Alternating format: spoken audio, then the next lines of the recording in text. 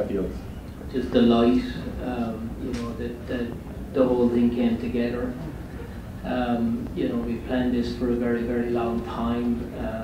You know, we had a couple of bumps on the road, but nothing major, and she was able to, you know, we were able to make a few adjustments, and you know, just thanks to everybody on the team, my team that worked for me, they did great work, tireless work, you know, Michael and Dan and everybody in Godolphin, and we're just the greatest people to work for, you know. Everything is discussed, and you know, they're just a dream to work for, and Tyler, he did a super job, not just today, but you know, he came in and he's worked this filly from the very get-go, and came in and worked her 3 times before she ran today, so that we would get it right, and you know, it's just one of the few occasions where everything came together, and it came right on the big day.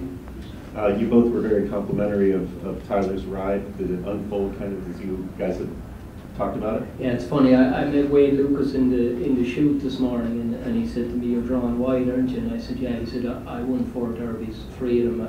He said, "We're drawing 15 and up." He said, "Just let him break out there and get her feet under her, and let her take him into the race." And Tyler pretty much told me that's what he was going to do before the race, so it was well rehearsed, but it was quite amusing when Wayne said that to me this morning. Michael, you also had the Oaks favorite, Wet Paint, who finished 4th. But let's talk more about this filly and how you felt about her coming in, and what you're feeling right now. Well, as Brendan said, we were very high on this filly probably from the day that she went into Brendan's barn, and you know, early in or late last year and through the winter time, we thought that she was probably our best filly that we had in any of the barns that we had horses in.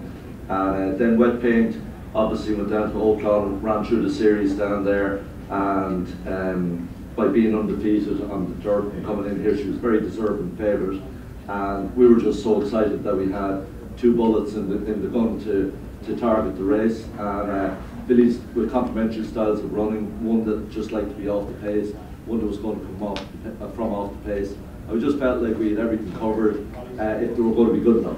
And as Brendan made a few little adjustments, we were maybe a little bit disappointed in the Fairground Oaks. We you know, at the top of the stretch, we thought we were going to win by 5 or 6. The filly probably still has plenty to give. What Brendan said, I think we need to put a little set of blinkers on her. She worked well in them. You know, a couple of those works were probably pretty important to figure out what she liked and what we want to get out of her. And she responded the way Brendan wanted her to respond, and did the same in the race today. And she was probably going too easy. I would have loved if someone carried her down to the 8th hole before she had to take it up, because it was a long way home. And I probably got a bit hoarse cheering her home from taking up the lead on the top of the turn.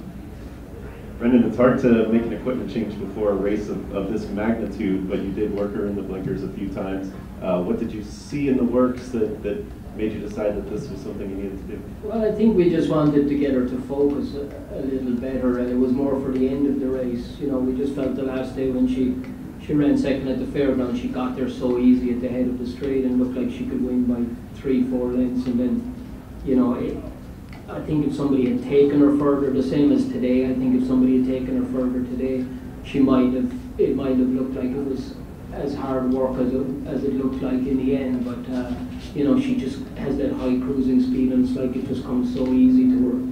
But I think the blinkers just got her to just hang in there a little bit more today, and it was just something new for her, and I think it probably had a good effect on her. You got a chance to watch the replay. What do you see? I mean, you know, Tyler just gave her a great ride. You know, I mean, he got her in as tight as he could on the turn, and held his position well, and you know, she was wide, to be fair to her. She was wide the whole way, and I think, you know, hats off to her for overcoming that, but good horses do it and champions do it. We haven't won an Oaks before. We've been second with a filly, and it seems like it's a long time ago, with Little Bell, and so to come in here with 2 live chances, with 2 homebreds, I think it means everything to us. We you know, Sheikh Mohammed has developed a beautiful broodmare band here in the US. I think we're reaping the rewards. with the horses we've had over the last couple of years. But to you know, to me, there's only the one classic for fillies in the US, and that's today in the Oaks. And so to be able to win that just means everything. And we had a big team up from Lexington today.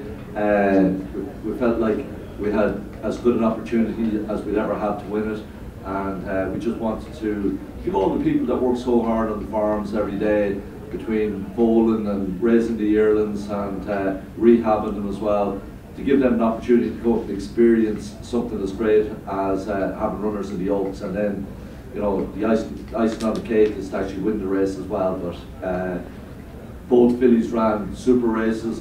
The other filly hung in there well too. So we're just tremendously excited about having that opportunity and then winning the race as well. How's it you as a trainer? I mean, just one of the greatest operations in the world. It's unbelievable, Frank. I mean, you know, obviously I've had a very close association with them my whole life.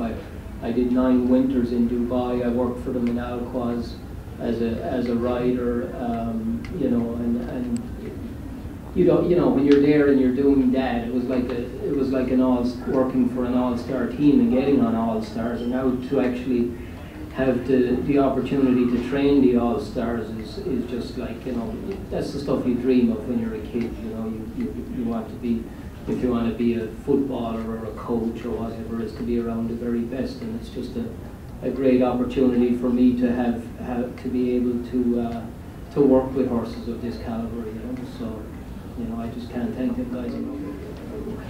We make a lot of wrong decisions too, and you know, you end up chastising yourself about it, and it can be tough sometimes, you know. But nobody's harder on themselves than me, and you know, you're always afraid that you're going to do the wrong thing, especially with a filly like this. But you know, it wasn't exactly, you know, she gave us every indication that they were going to work, and you know, it was just something that we talked about. We actually talked about it at dinner tonight of the Fairgrounds Oaks, and you know, we were, by the time we left dinner, I think I was 75% ready to try them anyway, and it worked out great. Like I said, Tyler put in a big effort. He was in here at 5:30 in the morning working her the last 3 weeks, and you know, and again, my team, and that's what it's all about. It's just the work that everybody puts in. Everybody has their contribution.